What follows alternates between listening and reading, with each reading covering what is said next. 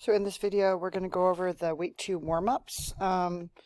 So first of all, we had on Tuesday, AB is a tangent to circle C, and AC is 18, so we're going to label this. AC is 18, and AB is 24, and this is asking us to find DB right there. It's asking us to find that. Now, I notice also that we have another radius in this drawing. So I could label this 18 as well because CD and AC are both radii of the drawing.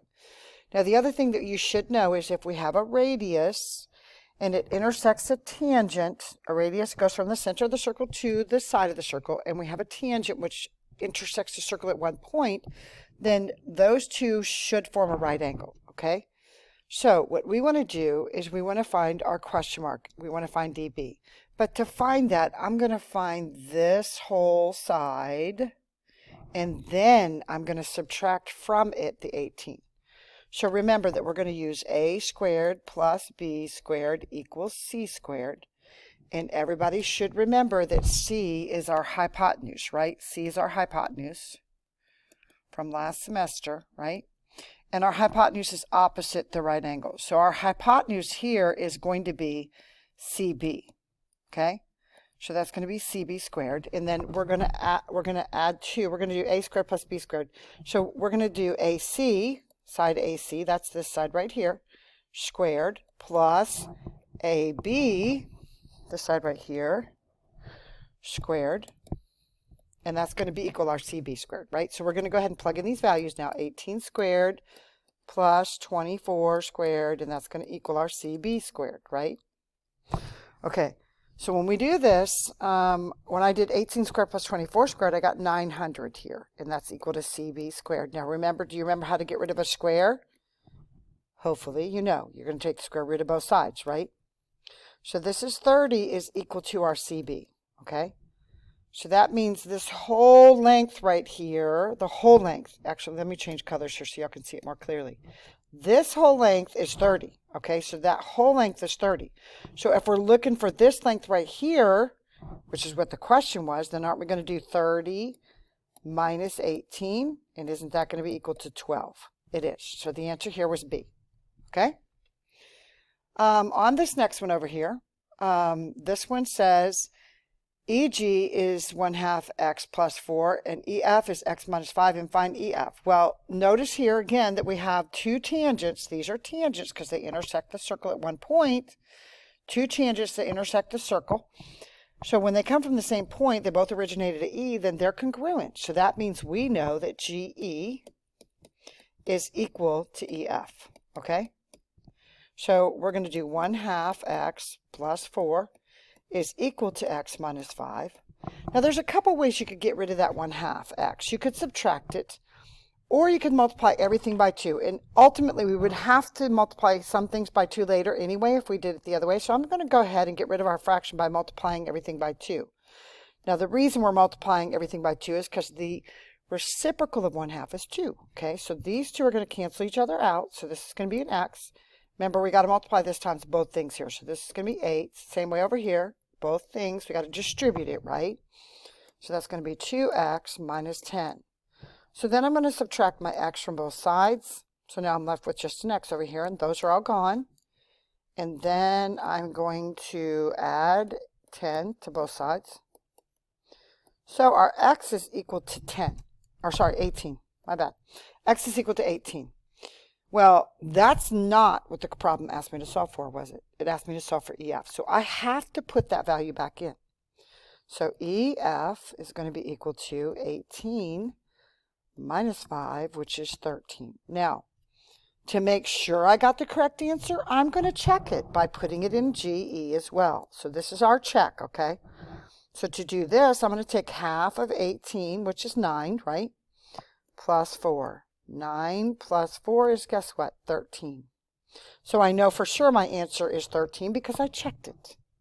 Okay? So on Wednesday, this was our warm-up. So circle P is dilated to form circle P prime.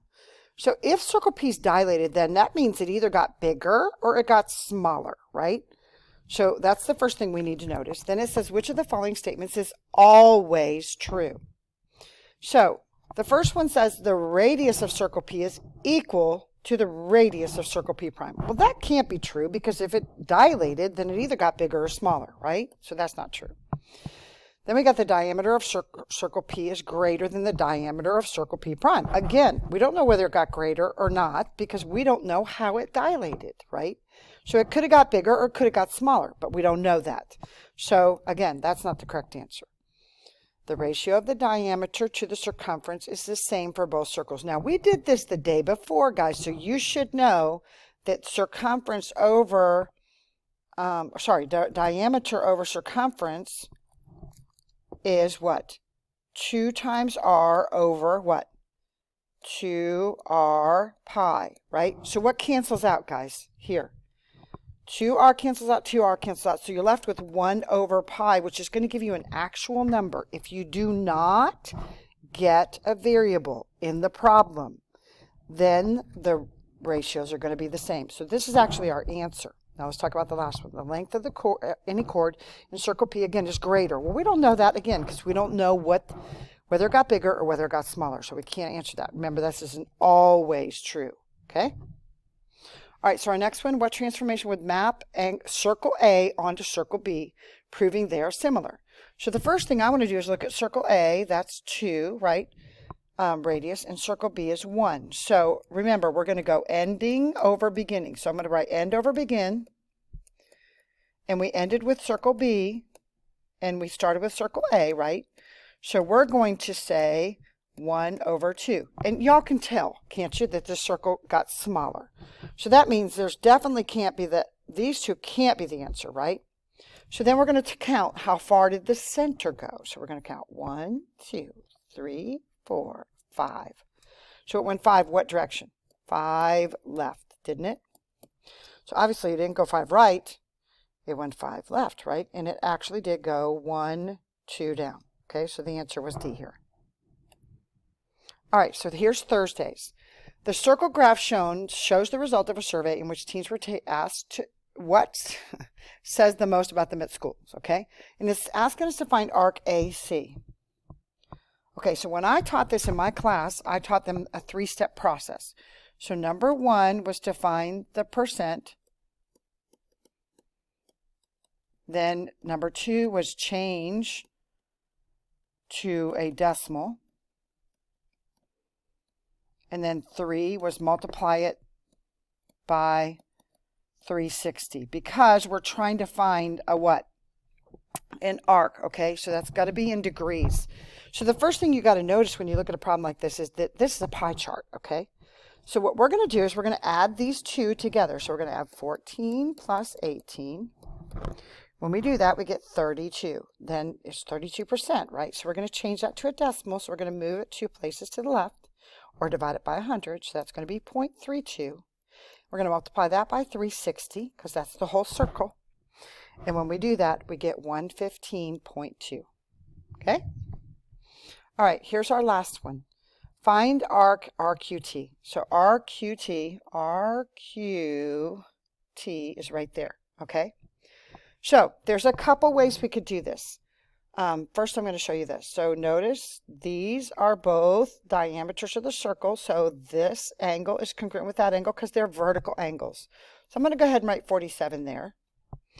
Now, I could find arc RS, but I don't really need it, right? So the other thing is that I could find this in here, right? So we could add 47 to 47, subtract, and then, but I got an easier way for y'all. I want to show y'all something, okay? So everybody look up here. So isn't this right here 180 degrees? It is. So to me, the easiest way to do this question is to add 180 plus the 47. Y'all see that? So anytime you have a half circle included, then use it, guys, because it's going to be faster and easier to do the problem. So we're going to add 180 and 47, and that gives us 227 degrees, right? So that's our answer, okay? Now here's the other part. I knew it was greater than 180, right? Because it was more than half the circle. And that means also eliminates that answer, right? So it could have cut it down to 227 and 258 just by looking at what we had.